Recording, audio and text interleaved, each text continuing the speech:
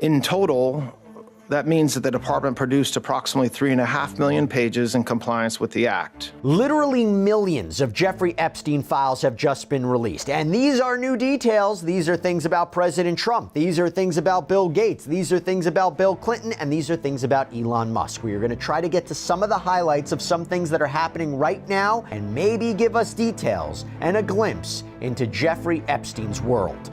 The shadow cast by Jeffrey Epstein continues to stretch far beyond the criminal charges that defined the final chapter of his life. Years after the headlines first erupted, the story remains deeply intertwined with politics, power, and public trust. As archived records circulate again, attention has turned once more to how past associations, including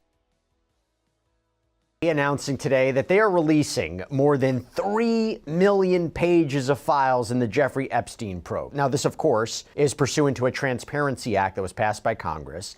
And we got to get into what we're seeing here. Now, to be clear, we're not going through 3 million pages, but we do have some highlights that we got to address. We got to put into context, too. I should also note that what is not being released and what we will probably never likely see, I should note that as well, there are things, according to Deputy Attorney General Todd Blanche, that are allowed to be withheld under the law. These are files that contain, personally identifiable information of victims, victims' personal and medical files, any similar files, any depiction of child sexual abuse material, anything that would jeopardize an active federal investigation. Maybe that's a bit broad. And we may never actually know what any of this may be, but we got to take the government at its word. Anything that depicts or contains images of death, physical abuse, or injury, files covered by various privileges, so things like that. Actually, here's a section of what Todd Blanche had to say. We complied with the Act, and there is no we did not protect President Trump. We didn't protect or not protect anybody. I mean, I think that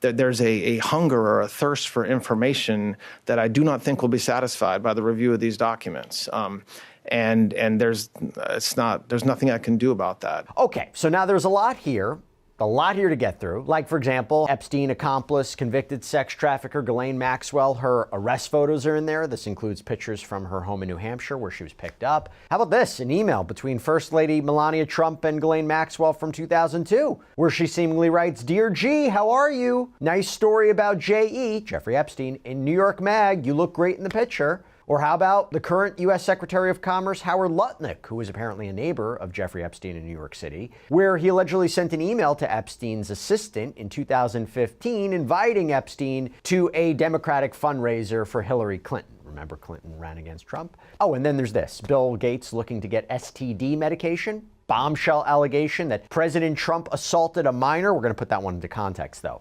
A lot here, a lot I want to get into, and there's definitely more about President Trump. There's more about former President Bill Clinton, Elon Musk. I want to bring on attorney Richard Schoenstein, though, to discuss all this. Rich, thanks so much for taking the time to do this. There's a big points that we're going to get into, but just general thoughts on the release so far. After you have read 3 million pages, what are your main takeaways? Yeah, well, I haven't read every line or watched every video or looked at every photo, and there's a lot here. But I think of it sort of the same way I think about litigation, where there are often very large document productions. And parties like to justify the way they're acting in litigation by saying, look at how many documents we produced. We produced so many documents. But often it's what's not produced. And my understanding here is there's a substantial amount of material that still hasn't been produced, and a substantial amount of material that is redacted. So we're going to look at what has been produced and analyze it as best we can, but this is not complete. Okay, so let's start with what has been produced. And I have to start with the bombshell, okay? This bombshell concerning the President Trump. Now, there is apparently a sexual assault allegation that I'm about to read, and I want to put it into context. It seems the Department of Justice made a... The intersection of wealth and power. During the 1990s and early 2000s, elite social circles often overlapped. Business magnates, politicians, celebrities, and financiers moved within shared networks of influence. High-profile events blurred the lines between professional relationships and personal acquaintance. In that environment, visibility alongside prominent figures was common currency. Public records confirm that the former president and the financier crossed paths within these circles. Images from social gatherings and statements acknowledging acquaintance have long been part of the public record. Supporters argue that such interactions were typical of high society networking at the time. Critics contend that proximity to a later convicted offender warrants deeper ethical reflection. The debate underscores a larger question: where does social familiarity end and responsibility begin? Reexamining archived material. In recent months, renewed list of all of the sexual assault claims against the president. We don't really know why they put this list together, but it should be noted these are tips, meaning they're unverified claims. And according to CNN, this list was in an email that was sent from the FBI New York's field office to the Child Exploitation and Human Trafficking Task Force. So you could also argue this looks to be secondhand information, maybe even third-hand information in many cases. Now, the DOJ made that clear in a statement. Quote, "This production may include fake or falsely submitted images, documents, or videos, as everything that was sent to the FBI by the public was included in the production that is responsive to the act. Some of the documents contain untrue and sensationalistic claims against President Trump that were submitted to the FBI right before the 2020 election. To be clear, the claims are unfounded and false, and if they have a shred of credibility, they certainly would have been weaponized against President Trump already." Put that to the side. But we are going to warn you, the allegations made in these tips are very disturbing. For example, quote, "Redacted reported an unidentified female friend who was forced to perform oral sex on President Trump approximately 35 years ago in New Jersey. The friend told Alexis that she was approximately 13 to 14 years old when this occurred, and the friend allegedly bit President Trump while performing. The friend was allegedly hit in the face after laughing about biting President Trump. The friend said she was also abused by Epstein." And the log states that this tip was sent to the Washington office to conduct an interview. The next tip reads, "Redacted reported she had a friend, Redacted, who was a personal assistant to Epstein in Florida from 1986 until 1991 or 1992. This friend shared names of the guests at Epstein's parties to include Bill Clinton and Donald Trump." Now, there's a call log that indicates that 2 voicemails were left for this complainant, but there was never a response. And then you have a tipster who connects the Alexander brothers, you know, the guys that are under federal indictment. They're in federal trial right now in New York for allegedly sex trafficking women. We've been covering it here on Sidebar. They allegedly have a connection to Epstein. Quote, "At age 16, while modeling, caller attended 8 parties at Epstein's New York residence. On one occasion, caller reported she was sexually assaulted by Epstein. On another occasion, 2 twin brothers, Alon and Orrin, lured caller and her friend upstairs, but they escaped back downstairs. Caller stated Orrin raped her best friend, and a third brother, Tal, raped a 14-year-old girl named Redacted. Caller named other individuals involved in, quote, big orgy parties with her, other young girls, and older Victoria's Secret models, including Bill Clinton and Donald Trump. Online complainant reported she was a victim and witness to a sex trafficking ring at the Trump golf course in Rancho Palos Verdes, California between 1995 and 1996. Complainant reported Ghislaine Maxwell as the madam and broker for sex parties, clients of whom included Epstein, Robin Leach, and Donald Trump. Quote, "The guests were older men and included Elon Musk, Don Jr., Ivanka Trump, and Eric Trump were there. Attorney Alan Dershowitz was also there with attorney Bob Shapiro. We were taken in rooms, forced to give to Donald Trump, forced to allow," I think this says penetration. "I was 13 years old when Donald J. Trump raped me. Ghislaine Maxwell was also present." Okay, Rich, what do we make of this? I mean, because there does become a question of whether or not these are credible claims.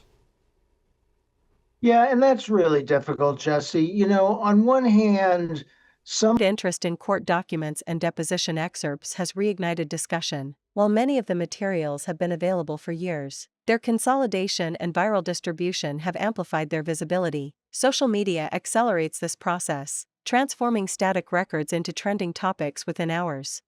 Commentators dissect timelines. Analysts revisit interviews. Online threads attempt to reconstruct decades-old events with present-day perspective. The pace of interpretation often outstrips careful review, yet the conversation persists because it touches on enduring concerns about accountability. Supporters counter that resurfacing old connections without new allegations constitutes political opportunism. They argue that prior public statements addressed the acquaintance and that no formal charges have implicated the former president in the crimes connected to the financier. Unlike previous eras, today's public figures operate under permanent archival exposure. A statement made years earlier can be replayed instantly. A photograph once buried in a tabloid can reappear on millions of screens overnight. This permanence reshapes how What's asserted here is consistent with other allegations we've heard over the years against the president and certainly against Jeffrey Epstein, right? This is consistent with things we've heard. But in these files, it's not, it's sort of sometimes secondhand or third-hand hearsay. These are allegations. These are not things that were proven in court. These are not things that were taken to court. And in fairness, it's hard to give them that much credibility without knowing more. Now, if you had these allegations, you might want to do an investigation. And I'm a little bit put back by the DOJ saying, these are meritless or these are false or none of this is true. That seems to go too far the other direction.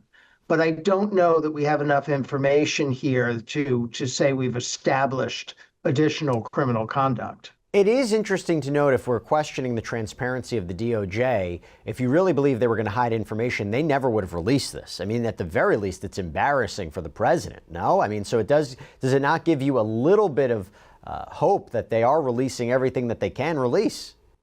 I see the argument to that extent. I think the DOJ has a credibility problem right off the bat because the guy who's leading this was Trump's personal lawyer. So I don't know how much credibility you can have when you're spearheading an investigation and you've come directly from Donald Trump's legal team to the DOJ to do this. That's a credibility problem. And the DOJ over the past year has had tons of credibility problems. They have credibility problems right now based on what they've said about what's happening in Minneapolis. I mean, they're telling us things that obviously aren't true if you've watched videotape. So they have a big credibility problem. It's hard to take them at their word about any of this, frankly. Let me ask you, and to be clear, law enforcement has never accused the president of any wrongdoing regarding Epstein. He's never been criminally charged or implicated. Let me ask you about Elon Musk. Elon Musk has come up in this. So Elon Musk comes up in this document dump in an email exchange from December 2013. Quote, "We'll be in the BVI," so the British Virgin Islands, / St. Bart's area over the holidays. Is there a good time to visit?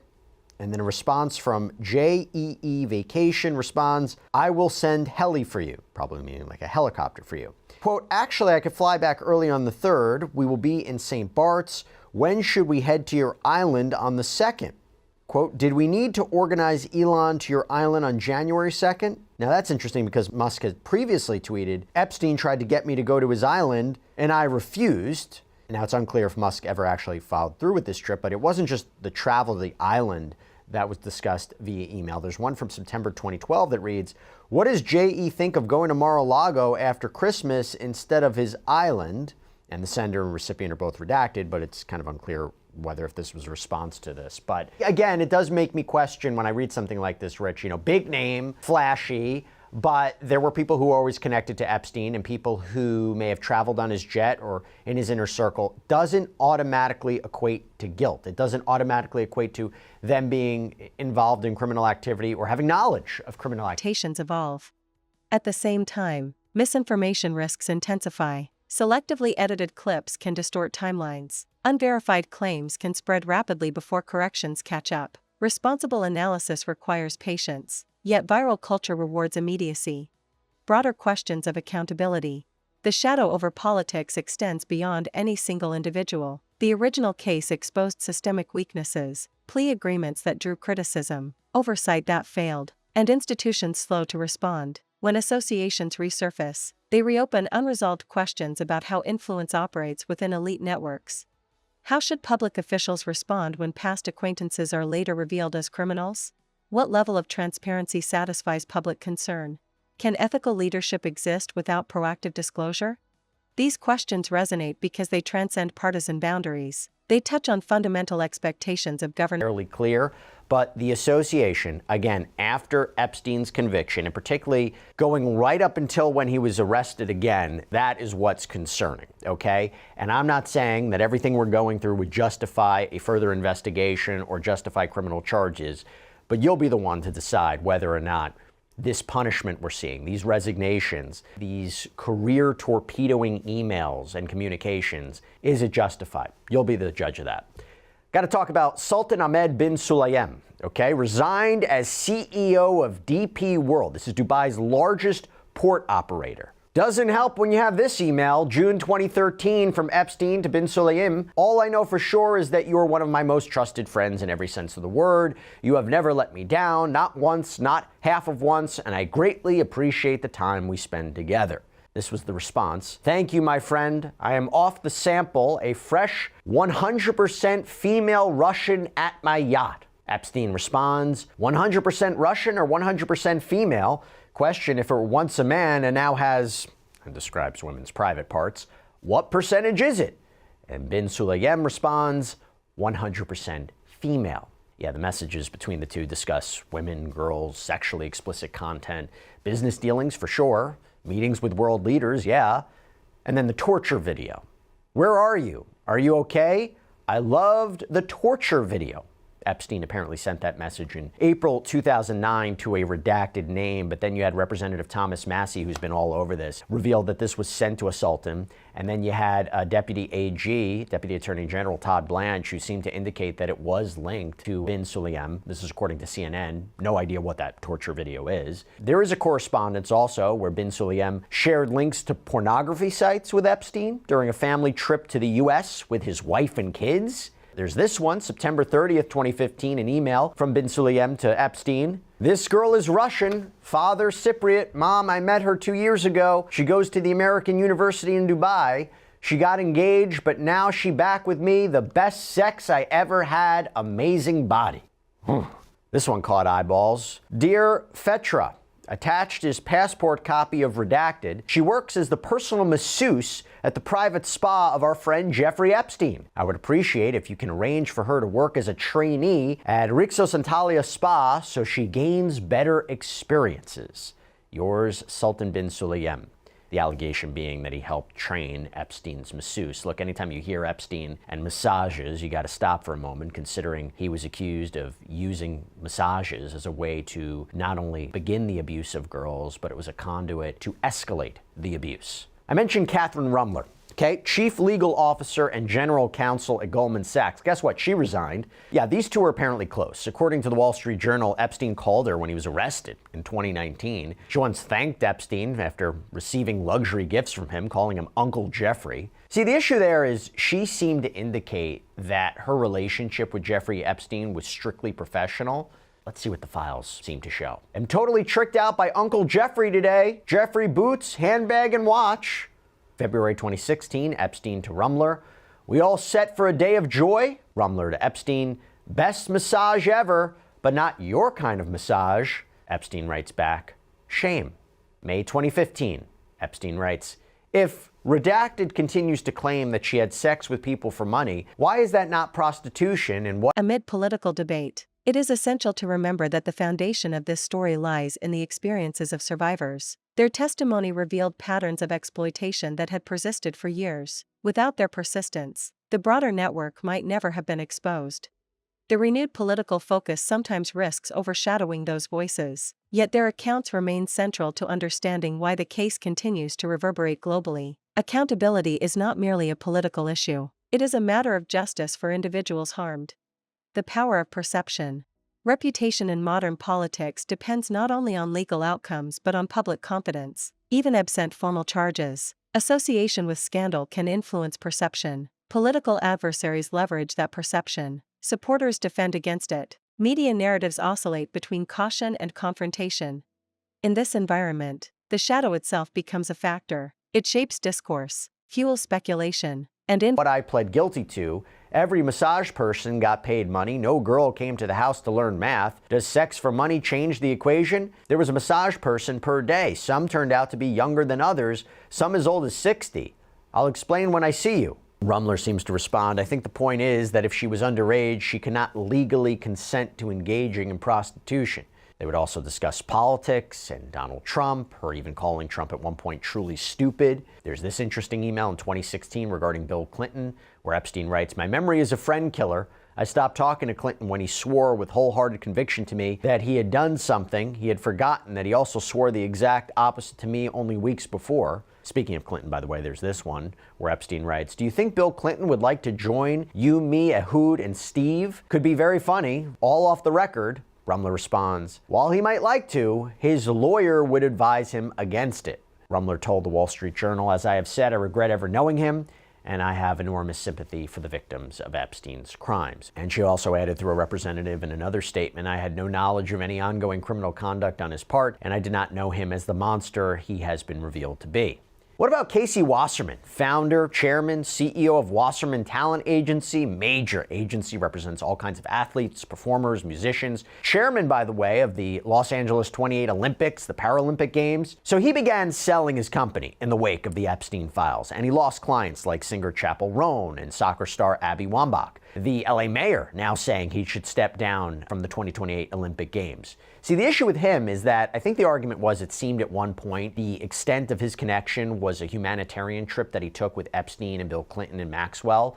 But there was more that came out. Really, these kind of arguably flirty and suggestive messages and emails with Ghislaine Maxwell 20 years ago. Yes, years before she was ultimately convicted of being a child sex trafficker, but still toxic. Like this one from back in 2003 when he was reportedly married with a family, writing Maxwell, "I think of you all the time. So what do I have to do to see you in a tight leather outfit? I am in New York tonight. You're not. What am I to do?" How about this one from Wasserman to Maxwell? "I will be in New York City for 4 days starting April 22nd. Can we book that massage now?" Maxwell at one point responds, "All that rubbing, are you sure you can take it? The thought, frankly, is leaving me a little breathless.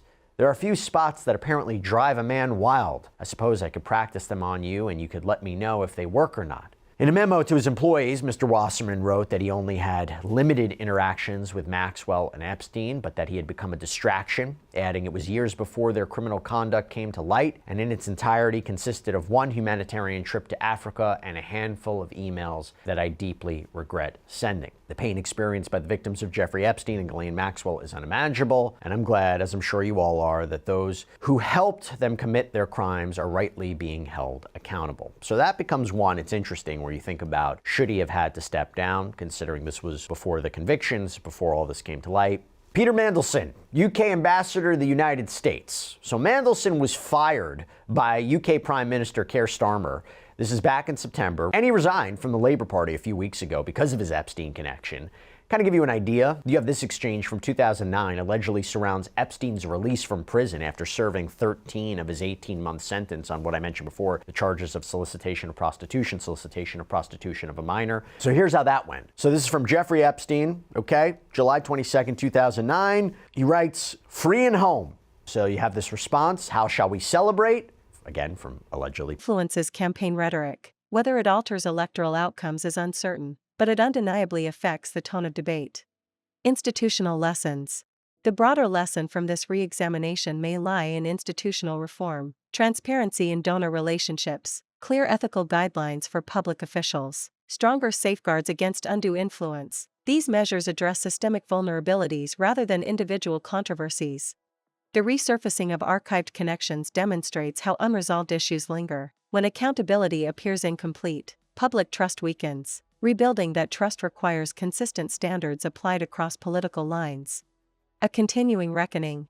The shadow over politics remains because the original scandal symbolized more than one man's crimes. It represented a breach of faith in systems designed to protect the vulnerable and restrain the powerful. Each time past associations are revisited, that breach re-enters public consciousness.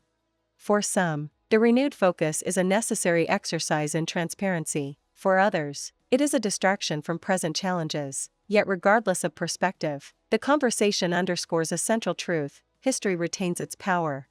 In the age of digital permanence, the past does not fade quietly. It waits in archives and databases, ready to resurface when attention returns. And when it does, it demands scrutiny not only of individuals but of the systems that enabled them.